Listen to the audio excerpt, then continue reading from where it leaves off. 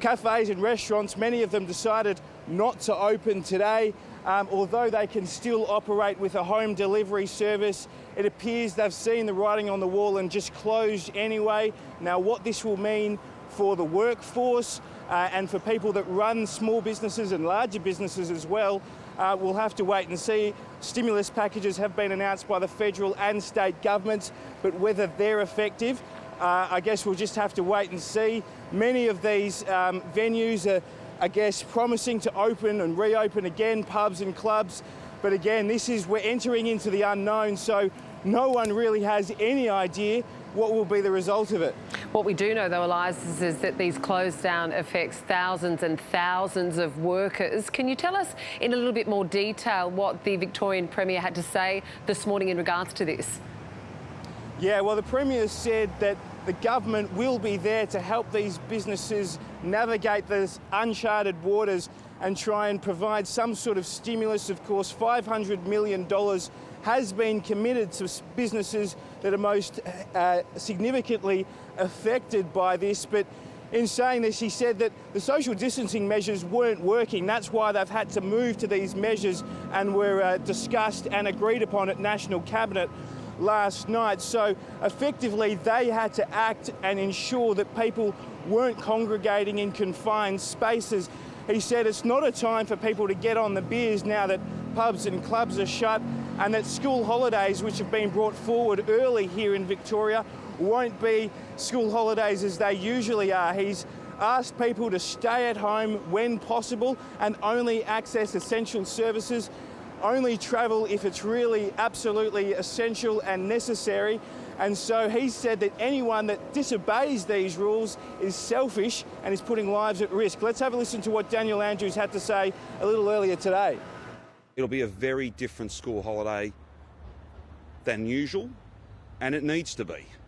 Because if we don't start taking these things seriously, then we will be talking about quite amazing tragedy. Now, many Victorians are doing the right thing. They are keeping their distance. They are observing the rules that have been written. But there are many Victorians who are acting selfishly. They are not taking this seriously. They are doing the wrong thing. And if that continues, then people will die. It is easy to do the right thing for your family and for people that you have never met. I just want to make this point. Whether you call it mateship, whether you call it being Australian, being Victorian, whether you call it decent behaviour, civic duty, I don't care what you call it, just do it. You need to keep your distance. And Catherine, just before I leave you, Daniel Andrews there, speaking of selfish people throwing parties, some news breaking today. A doctor has called out 2 players from the North Melbourne Football Club for throwing a wild party last night. The football club has confirmed to the ABC that there were several noise complaints, and players Nick Larkey and Cameron Zuhar did throw a party last night. So disappointing news coming out of the football circles, given that the AFL season was postponed yesterday as well. Elias Kluwer with the latest out of Victoria. Many thanks. Well, with businesses around the country closing their doors, many people have today lost their jobs.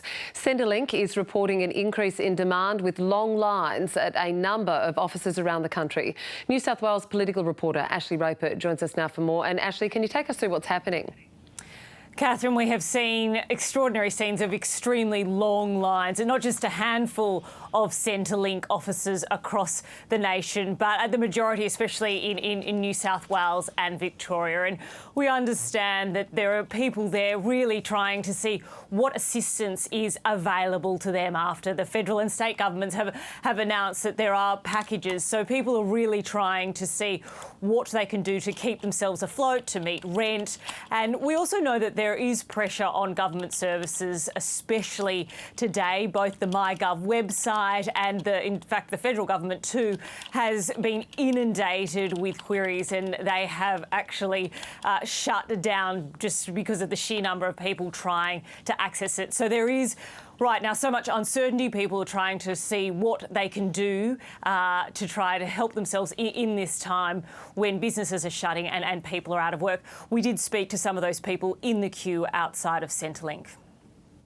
I don't have an income anymore, at all. So I've gone from having good income to no income.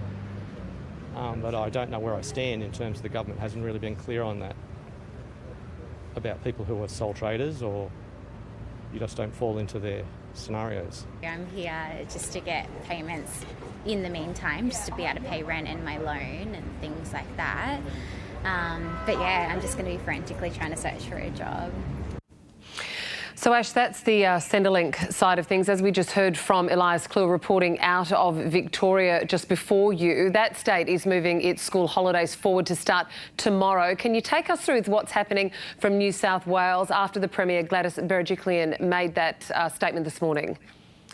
Yes, Catherine. So schools in New South Wales will keep their doors open, but the Premier is urging parents to keep their children at home if they can. So if for essential workers in healthcare or emergency services, they want to ensure that schools are kept open for them. But they're saying to parents, if you can keep your kids at home, please do so. Now, this is creating a bit of confusion, obviously, because Victoria is shutting their schools from tomorrow. Now, we're in a bit of a different situation in New South Wales because we still have 3 weeks left of term here, whereas Victoria was finishing up at the end of this week for their school holidays. So it is a bit of a longer term here in New South Wales. But there has been a bit of different messaging. But today, the Premier sought to clarify that, saying, look, the health advice hasn't changed, that it is still safe for children to go to school. But practically in New South Wales, especially because of the increased cases, we are the state with the most cases. In fact, overnight we've had an extra 137 cases confirmed here in New South Wales,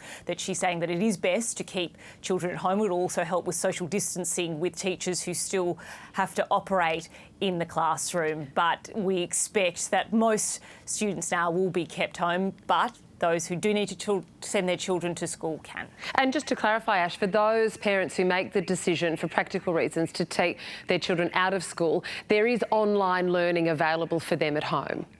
Yes. Now, the Department of Education here in New South Wales has been doing a lot of work over the past couple of weeks in the event of such a situation like this unfolding. So there will be teachers teaching in the classroom, but it'll also go to an online resource. And now the details are being worked out, especially in terms of public schools, that all children will have access to a computer and internet. So I think schools are reaching out to individual parents and children to work out exactly what will be needed to set up children for learning at home. But the department's made it clear that they don't want children left behind here, that there will be teaching resources that will go out to children who are kept home.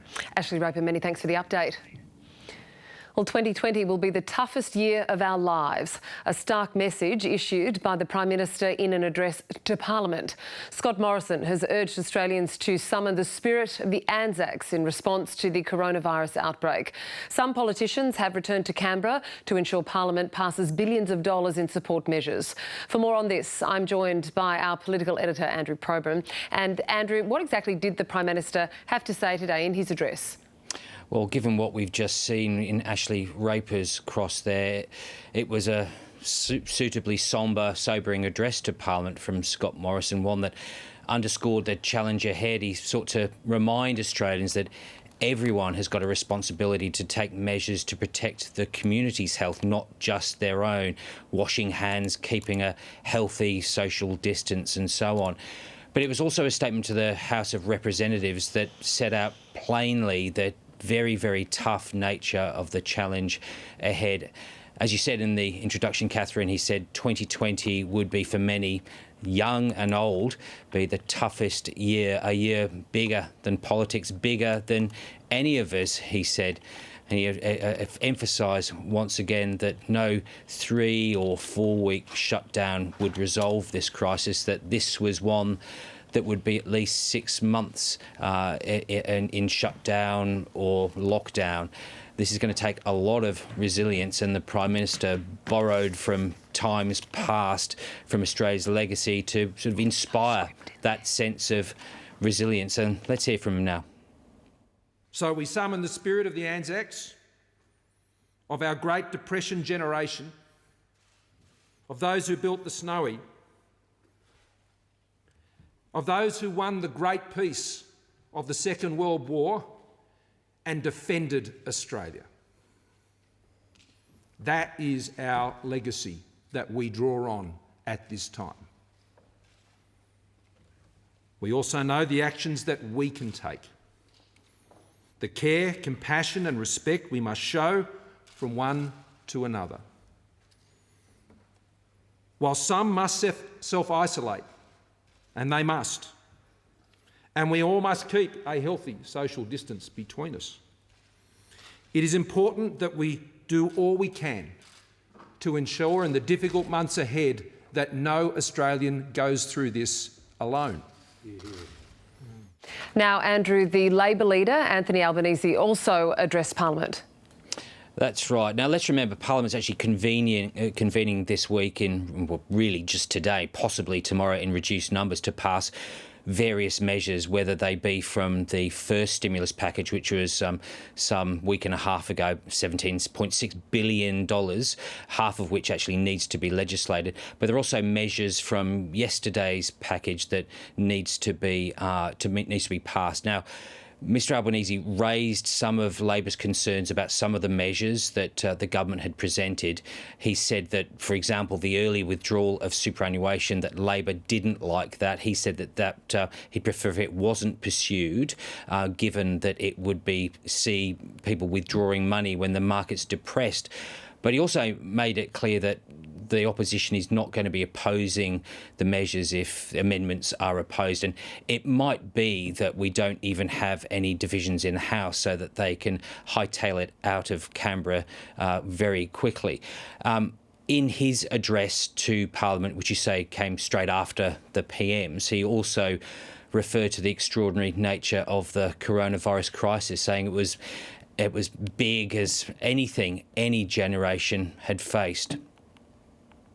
Most of our lives have not been directly affected by war, hunger or financial strife. They were stories our parents and grandparents told us. We listened to those stories and we pictured them in black and white. We thought we were the lucky generations. We now face an enormous threat, and it's in colour. It is happening right now. It is global. Fear and panic, of course, feed on uncertainty and inconsistency, and at the moment those ingredients abound. This is a time for national leadership, consistent messages, clear directions.